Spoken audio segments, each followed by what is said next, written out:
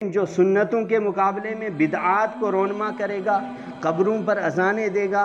اور زیارتوں پر جا کر دھاگے باندھنا شروع کر دے گا، اور مدینہ کے مقابلے میں ان دنیاوی اور یہاں کی زیارتوں کو ترجیح دے گا، اللہ کے حبیب نے فرمایا نہیں، اسلام صاف ہے، ستھرا ہے، اس کے اندر شرک نہیں ہے، اس کے اندر بدعات نہیں ہے، اس کے اندر رسم و رواجات نہیں ہیں۔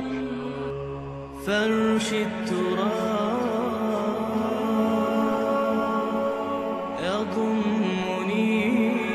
Subscribe now and press the bell icon. Never miss an update.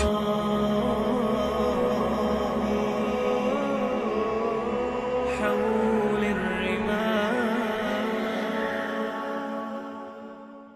لا ترفعوا أصواتكم فوق صوت النبي ولا تجهروا له بالقول كجهر بعضكم لبعض أن تحبط أعمالكم وأنتم لا تشعرون. وقال النبي صلى الله عليه وسلم من جاءني زائرا لم تنزعه إلا زيارتي وجبت له شفاعتي يوم القيامة او کما قال علیہ الصلاۃ والسلام۔ ایک ایمان والے کے لیے اس کی زندگی کی سب سے عظیم تمنا یہ ہوتی ہے کہ رحمت عالم صلی اللہ علیہ وسلم کے روضہ اقدس کی حاضری۔ اس سے بڑی سعادت، اس سے بڑی تمنا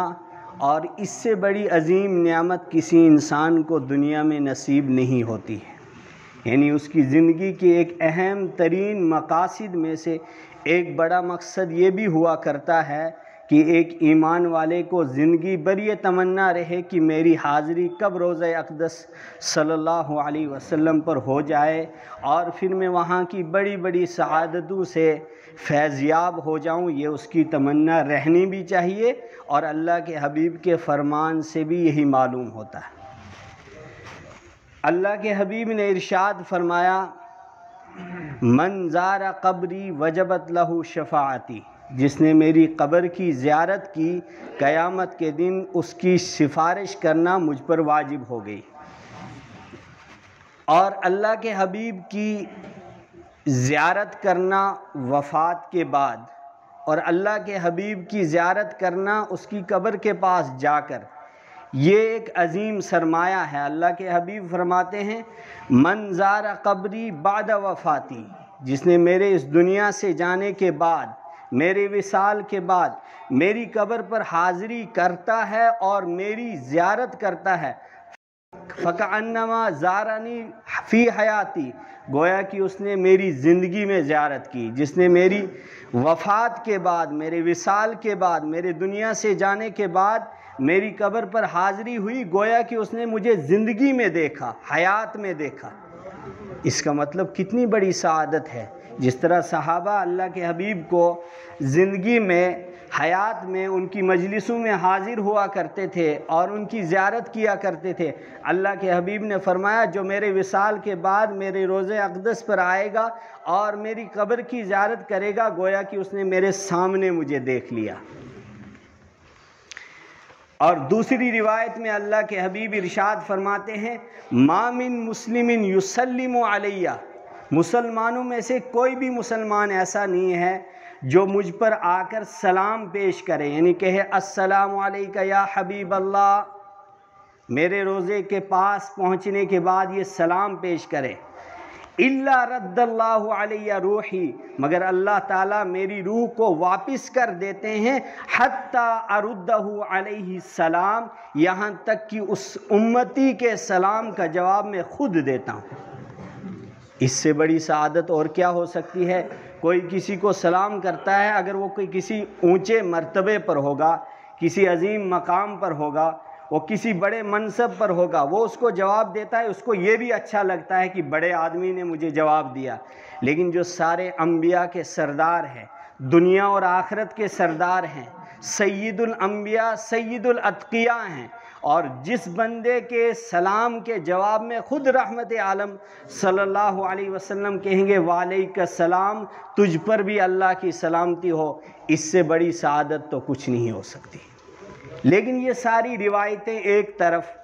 اور کچھ لوگوں کا ذہن یہ ہے کہ مدینہ کے بارے میں غلط سوچیں رکھنا، مدینہ کے بارے میں عقائد کا درست نہ ہونا اور وہاں کی حاضری کی تمنا نہ رکھنا، بلکہ دنیا کے اندر کچھ ایسی خرافات، ایسی بدعات کو رونما کرنا، ظاہر کرنا اور اللہ کے حبیب کی توہین کرنا اور اللہ کے حبیب کی سنتوں کے ساتھ کھلواڑ کرنا، اس سے بڑا بدقسمت بھی دنیا میں کوئی نہیں ہو سکتا ہے۔ کیوں؟ اس لیے کہ اللہ کے حبیب نے فرمایا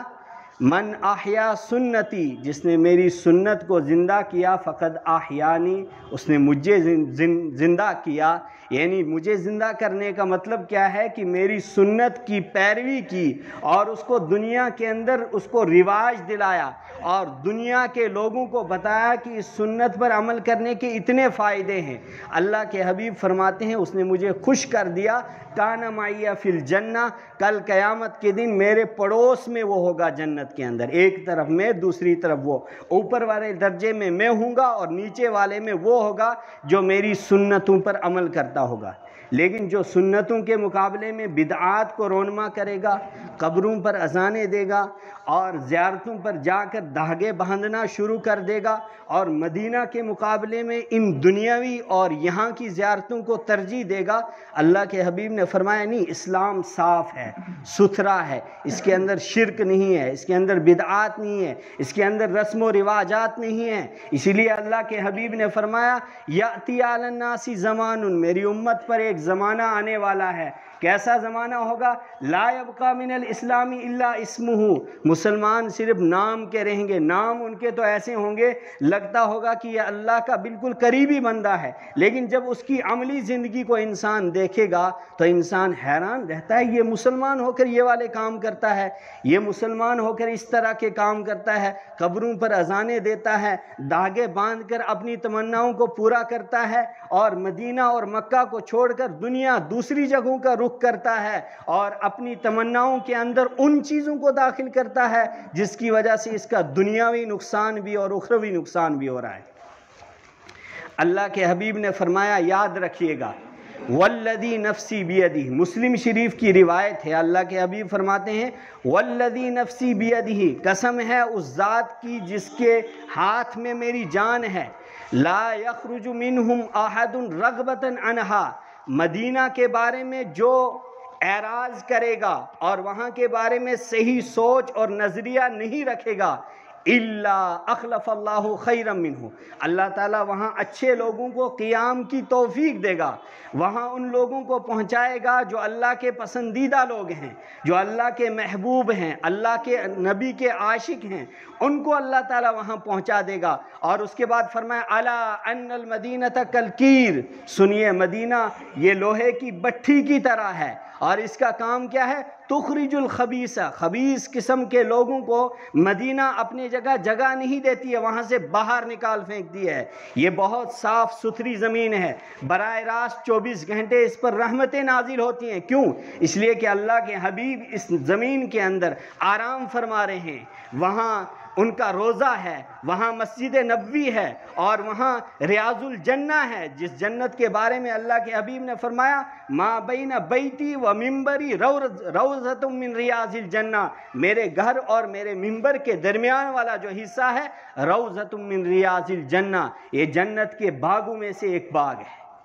اس سے بڑا عظیم مقام، اس سے بڑی عظیم جگہ کون سی ہو سکتی ہے؟ کہیں نہیں ہو سکتی ہے۔ مکہ کے بارے میں تو اللہ کے حبیب اور اللہ کے حبیب مدینہ کے بارے میں خود فرما رہے ہیں، اور یہاں تک فرمایا کہ جو مکہ المکرمہ ہے اس کے محترم ہونے کا اظہار تو ابراہیم علیہ السلام نے کیا، اور خود رحمت عالم صلی اللہ علیہ وسلم فرماتے ہیں حرمت المدینہ، مدینہ کے محترم اور عظیم ہونے کا اظہار میں نے خود کیا ہے۔ یہ عظیم وہ جگہ ہے جہاں پر انسان جانے سے علم کا نور لے کر آتا ہے، اور اسی طرح رحمت عالم صلی اللہ علیہ وسلم کے نبوت کے اثرات لے کر آتا ہے۔ وہاں انسان پہنچے گا جو پہلی والی زندگی کے اندر کچھ خرابیاں ہوتی ہیں، مدینہ کے اندر جا کر انسان پاک ہو جاتا ہے۔ اب وہاں کے بارے میں سوچ غلط رکھے انسان کہ امام کعبہ کے پیچھے نماز پڑھنے کا کیا فائدہ ہے، مسجد نبوی کے امام کے پیچھے کھڑے ہونے سے کیا فائدہ ہے، تنہا جا کر وہاں نمازیں پڑھو۔ یہ نظریہ، یہ عقیدہ، یہ سوچ تو بدعات والی ہے، یہ تو خرافات والی ہے، یہ تو شرکانہ سوچ ہے۔ اس کی وجہ سے تو انسان کا ایمان سلب ہوتا ہے۔ اس لیے کہ اللہ کے حبیب نے فرمایا، یاد رکھیے گا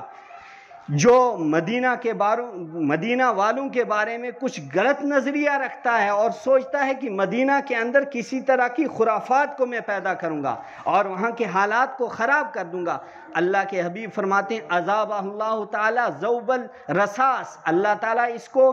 اس تانبے کی طرح پگھلائے گا آگ کے ذریعے سے، یعنی اس کو اتنی خطرناک سزا دی جائے گی۔ اور یہاں دوسری روایت میں فرمایا او ملح فی الماء، جیسے کہ اس پانی کے اندر نمک پگھل جاتا ہے، اس طرح اللہ تعالیٰ اس کو آگ کے اندر ڈال کر پگھلا دے گا، یعنی اتنی خطرناک سزا دے گا۔ کیوں؟ کسی اور جگہ کے بارے میں ایسا کیوں نہیں آیا؟ اس لیے کہ مدینہ کے اندر رحمت عالم صلی اللہ علیہ وسلم خود موجود ہیں۔ مدینہ وہ جگہ ہے جہاں پر قرآن پاک براہ راست نازل ہوا ہے۔ مدینہ کے اندر وہ جگہ ہے جس کے بارے میں حدیث پاک میں آیا ہے یہ تو جنت کا یہاں ایک ٹکڑا ہے، یہاں یہ جنت کی وہ زمین ہے جو براہ راست جنت میں جائے گی، یہاں وہ انسان جو اس ریاض الجنہ کے اندر نماز ادا کرے گا اللہ تعالیٰ اس کو ضرور بھی ضرور جنت کے اندر داخل کرے گا۔ یہ تو وہ مقدس زمین ہے، یہ تو وہ پاکیزہ زمین ہے جہاں کی ہوا کے اندر پاکیزگی ہے۔ اور اللہ کے حبیب نے فرمایا مدینہ کی گلیوں میں گھوما کرو، اس لیے کہ وہاں کی ہوا اگر تمہیں ٹچ کر جائے گی اور وہاں سے کوئی چیز تم لے کر آؤ گے اور مدینہ کی ہوا اس چیز سے ٹکرائی ہوئی ہوگی اور اس کو تم کھاؤ گے کسی بیماری کی شفا یابی کے لیے، اللہ تعالیٰ اس کی وجہ سے تمہیں شفا دے گا۔ یہ وہ عظیم زمین ہے جس زمین کے بارے میں اللہ کے حبیب نے خود ارشاد فرمائے۔ یہ ساری روایتیں اللہ کے حبیب اپنی زبان سے ارشاد فرماتے ہیں، اور یہاں تک اللہ کے حبیب نے ارشاد فرمایا ان الایمان لا یعرض الی المدینہ کما تعرض الحیۃ الی جحرها، ایمان مدینہ کی طرف اس طرح سمٹ جاتا ہے، کیسے؟ کما یعرض الحیۃ الی جحرها، جیسے کہ سانپ اپنی بل کی طرف واپس جاتا ہے۔ اس حدیث پاک میں اشارہ ہے کہ قیامت کی صبح تک مدینہ کے اندر ایمان کا مرکز رہے گا، یہ مدینہ وہاں دار الخلافہ رہے گی، اور مدینہ کا جو حرم والا حصہ ہے اس حصے کے اندر اللہ تعالیٰ خود حفاظت کا انتظام کرے گا۔ یہاں تک کہ ترمذی شریف کی روایت میں آیا ہے اللہ کے حبیب فرماتے ہیں کہ قیامت سے پہلے جب دجال کا دور آئے گا اور دجال دنیا کے اندر رونما ہوگا، ساری دنیا کے اندر فساد مچائے گا، لیکن ایک وہ جگہ ہوگی جہاں پر وہ داخل نہیں ہو سکتا۔ وہ کون سی جگہ ہے؟ المدینہ الطیبۃ، یہ مدینہ جو پاکیزہ ہے، اس زمین کے اندر اس کو داخل ہونے سے روک دیا جائے گا۔ اور کون روکے گا؟ اللہ کے حبیب فرماتے ہیں علی انقاب المدینہ الملائکہ، اس مدینہ کے جو داخلی راستے ہوں گے، جو انٹر ہونے کے راستے ہوں گے، وہاں اندر جانے کے جو راستے ہوں گے، ان پر اللہ تعالیٰ فرشتوں کو نازل کر دے گا اور یہ فرشتے دجال کو روک دیں گے، وہاں داخل نہیں ہو سکتے ہیں۔ اور ایک روایت میں تو آیا ہے جبریل امین اس سے پہلے اللہ کے حبیب کے پاس آتے تھے قرآن پاک لے کر، لیکن جب دجال کا فتنہ رونما ہوگا اس وقت مدینہ کی حفاظت کے لیے جبریل امین خود نازل ہوں گے۔ یہ مقدس زمین ہے جس زمین کے بارے میں اللہ کے حبیب نے اس طرح کے ارشادات فرمائے۔ ان کے مقاصد کیا ہیں؟ فائدہ کیا ہے اس کا؟ ان چیزوں کو میں آپ کے سامنے کیوں بیان کر رہا ہوں کہ اللہ کے حبیب کی باتیں جو مدینہ کے بارے میں، اس کا مقصد کیا ہے؟ اس کا مقصد ہے کہ اپنے ایمان کی حفاظت، اپنے ایمان کو تازہ کرنا، اور اپنی زندگی کے ایک عظیم تمنا ہر ایمان والے کے اندر یہ ضرور رہنی چاہیے۔